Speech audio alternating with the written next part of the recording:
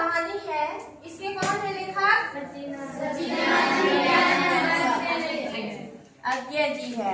और इस कहानी को अज्ञे जी ने किस ईस्वी में लिखा था? किस नाम से लिखा था? गैंग्रीन नाम से लिखा था। फिर बाद में इसका नाम बदलकर उसने क्या किया? रोज कर दिया। और इस कहानी को किस संग्रह में प्रकाशित किया गया? विपथगा में। कब प्रकाशित किया गया? 1987 में। इस कहानी में कितने पात्र हैं? 4। नायिका कौन है कहानी की? मालती नायिका है। और महेश्वर मालती के पति हैं और सरकारी डिस्पेंसरी में डॉक्टर है। ये डिस्पेंसरी क्या होता है, कौन बताएगा? बताओ।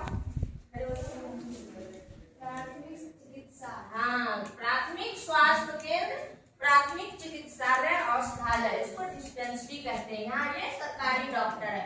और टीटी कौन है? मालती और महेश्वर का। और मैं कौन है?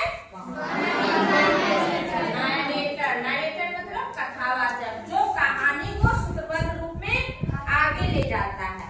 तो अभी तक हमने जाना कि कहानी क्या है। एक रास्ता की ऊब से पीड़ित मध्य वर्ग की विवश नारी मालती के यंत्रवत जीवन के विविध चित्रों की सशक्त प्रस्तुति है। और एक रास्ता क्यों आती है? एक रास्ता जीवन में कब आ जाती है? यंत्रवत जीवन जीने से। एक ही ढर्रे पर एक ही दिनचर्या के अनुसार जब जीवन चलता है तो जीवन में एक रास्ता बोझिलता आ जाती है। कहानी का आरंभ जो है वह दोपहर में घर के सुने आंगन में मंडराते बोझिल वातावरण से होता है। कहानी में एक रास्ता को पूरे परिवेश, फ्लैशबैक, बिंब और प्रतीकों के माध्यम से सशक्त रूप में प्रस्तुत किया गया है। किन किन माध्यमों के द्वारा? परिवेश, फ्लैशबैक, बिंब और प्रतीकों के माध्यम से। तो फ्लैशबैक बिंब क्या होता है? फ्लैशबैक बिंब कहानी में या फिल्म जब देखते हो तो देखते हो कि जो पात्र होते हैं, कुछ पात्र अपनी पहले की याद में चले जाते हैं, कुछ बचपन की याद में, या उसके जीवन में ऐसी कोई घटना घटी हो तो उसकी स्मृति में चला जाता है ना। तो वो जो अपने बीते हुए जीवन के कुछ पल को याद करता है और उस पल से अपने वर्तमान को जोड़ता है या तुलना करता है, तो यह पद्धति क्या कहलाता है? फ्लैशबैक पद्धति। और वो जो एक चित्र उपस्थित होता है उसके मानसिक पटल पर, उस पात्र के मानसिक पटल पर, उसके माध्यम से जो कहानी आगे बढ़ता है या कहानी में एक साम्यता आता है, वह कहलाता है फ्लैशबैक बिंब पद्धति। इस कहानी के प्रतीकों में गैंग्रीन, जो पहले शीर्षक था, वह एक महत्वपूर्ण प्रतीक है। यह जो प्रतीक है गैंग्रीन, जैसा कि हम जानते हैं कि गैंग्रीन एक अंग्रेजी शब्द है और गैंग्रीन एक ऐसा बीमारी है जो शरीर के जिस भाग में होता है उस भाग का ऊतक निष्क्रिय हो जाता है, वहाँ रक्त संचरण नहीं होता है, और अगर समय पर उस भाग को शरीर से अलग न किया जाए तो वो हमारे लिए जानलेवा भी हो सकता है।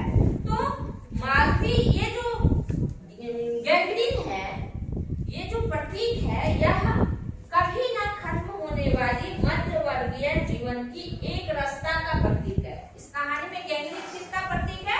एक रास्ता का प्रतीक है।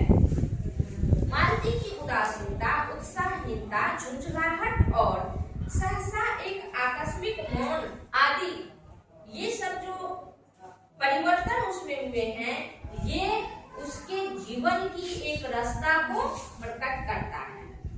हर बात पर मालती का यह कहना रोज ही होता है उसके व्यक्तित्व में आई यांत्रिकता को दर्शाता है कि रोज वही घटनाएं, वही बात, वही चीज दोहराया जाता है। तो कहानी का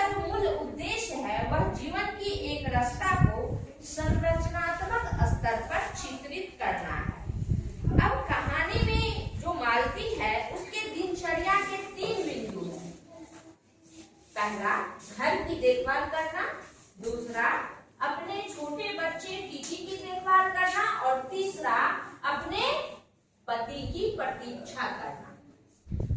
मालती की इस दिनचर्या में धीरे धीरे उसके जीवन में अकेलापन पसरता जाता है, जिसके कारण उसे अपने जीवन का कोई अर्थ समझ नहीं आता और जीवन जीने की उमंग उसमें नहीं बसता, उसके जीवन में उत्साह नहीं बसता। जो एक जैसा ढल रहा एक ही दिनचर्या वो प्रतिदिन दोहराती है, इससे उसके जीवन में क्या होता है, उमंग नहीं बसता है। और इस तरह वैवाहिक जीवन में मालती की चेतना में और मालती के व्यक्तित्व में कई बुनियादी परिवर्तन होते हैं। तो मालती की दिनचर्या के कितने बिंदु हैं? 3। कौन कौन?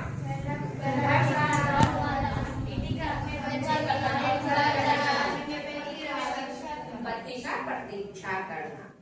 तो उसके व्यक्तित्व में, मालती के व्यक्तित्व में जो बुनियादी परिवर्तन होते हैं वो पहला यह कि मालती अपने गुजरे दिनों को भूल जाती है। पहले वो एक चंचल लड़की थी, खेलना कूदना उसे बहुत पसंद था, बातें करना बहुत पसंद था, वो बातूनी थी। एक बार ऐसा हुआ कि उसके पिताजी एक किताब ला कर दिए और बोले इसे तुमको खत्म करना है। जब कुछ दिनों के बाद उसके पिताजी उससे वो किताब दिखाने के लिए कहा कि दिखाओ तुमने कितना अध्ययन किया है, कितना पढ़ा है, तो उसने कहा कि मैं रोज एक एक पन्ने फाड़ देती हूँ, मुझे नहीं पढ़ना किताब। और जब उसके पति कोई सामान पेपर में लाकर उसको देते हैं तो वो आम लाकर देते हैं, तो वो आम को रख लेती है और उस पुराने पेपर के टुकड़े को पढ़ती है ना।